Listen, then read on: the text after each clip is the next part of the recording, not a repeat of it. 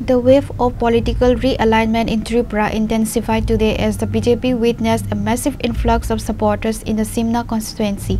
A total of 1,406 workers and supporters from 375 families, drawn primarily from the CPIM, Tripura Motha and other political groups, formally joined the BJP in the presence of CM Dr. Manik Saha, MP Rajib Bhattacharjee and others.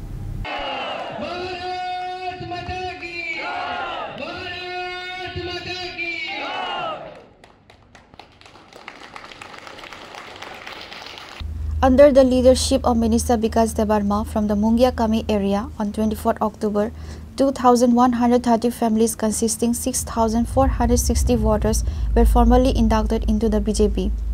However, Minister Vikas Debarma was in trouble after this was claimed as jumla or fake event by Tripura Motha. But the minister has not responded to the critics yet. However, the wave of political realignment in Tripura intensified today on October 28 as a total of 1,406 workers and supporters from 375 families. The large joining ceremony, organized by the Simna Mandal Committee, was marked by a massive surge of public support and a strong presence of the party's top leadership, CM Dr. Manik Saha, State BJP President Rajib Bhattacharjee, former MP Rebati Tripura, and other senior party functionaries. CM Dr. Manik Saha stated that the state government is implementing several initiatives, including the Chief Minister's Mission Project to make Janajati women self-reliant.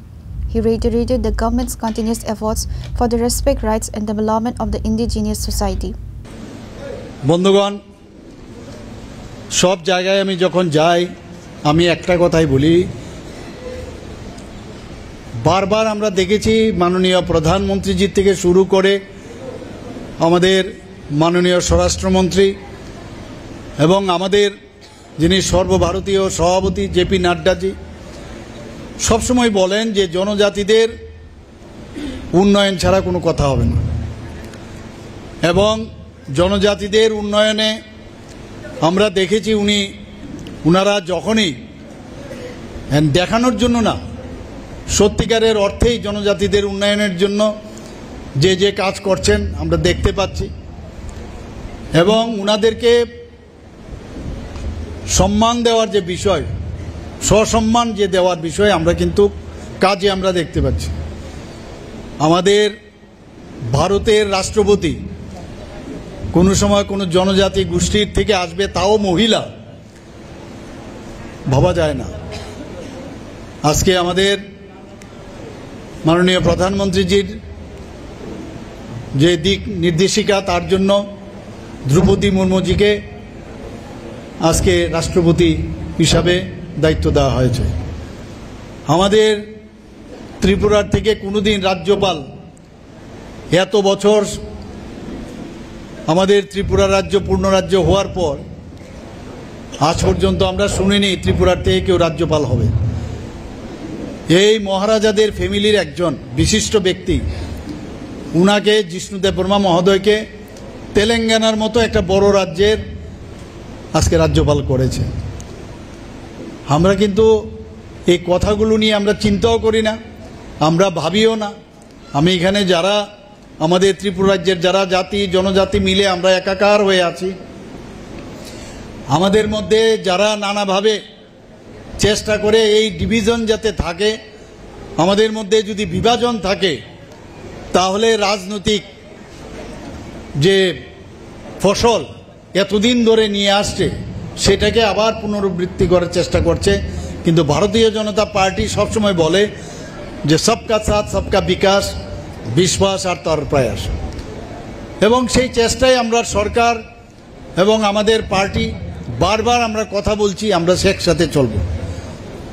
আজকে আপনারা দেখুন 2019 থেকে 2024 পর্যন্ত এক নাগারে আমাদের জনজাতি গোষ্ঠীর বিশিষ্ট ব্যক্তিদের, যাদের কেউ সেইভাবে সম্মান দেয়নি, আজকে পদ্মশ্রী উপাধি দেওয়া হয়েছে।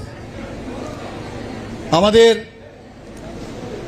এখানে যে আমাদের প্রায়শ আমরা শুনি, বিধানসভাতেও আমাদের উত্তর দিতে হয় যে এডিসির মধ্যে প্রপার ফান্ড দেওয়া হয় না। আমি সেখানে উত্তর দিয়েছি আজকে বাইরেও আমি সেই উত্তর দিচ্ছি 2024-25 সালের যদি রিভাইজ যে এস্টিমেট বাজেট সেটা দেখা গেছে প্রায় 30,296 কোটি টাকা ছিল। সেই 30,296 কোটি টাকার মধ্যে ত্রিপুরা সরকারের লায়াবিলিটি যেগুলো টাকা আপনার দিতেই হবে, বেতন ভাতাই হোক, যারা পেনশনে গেছে পেনশন ভাতাই হোক, আমরা যে লোন নেই লোনের যে ইন্টারেস্ট সেটা দিতেই হবে, এর মধ্যে কোনো মাপ নেই। তো সেই টাকা যখন আমরা দেই তাতে করে 2024-25-এ এই 30,000 কোটি টাকার উপর 30,000 কোটি টাকার উপর থেকে যদি আমরা মাইনাস করি 17,014 কোটি টাকা থাকে। এই 17,000 কোটি টাকার মধ্যে আমরা জনজাতি এলাকার উন্নয়নের জন্য প্রায় 6,500 কোটি টাকা খরচ করেছি। তাহলে কত পার্সেন্টেজ আমরা খরচ করেছি? 39.06%।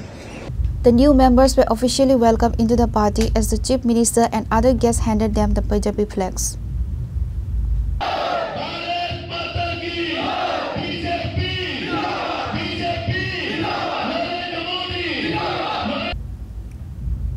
Pure Report, Chini Khora.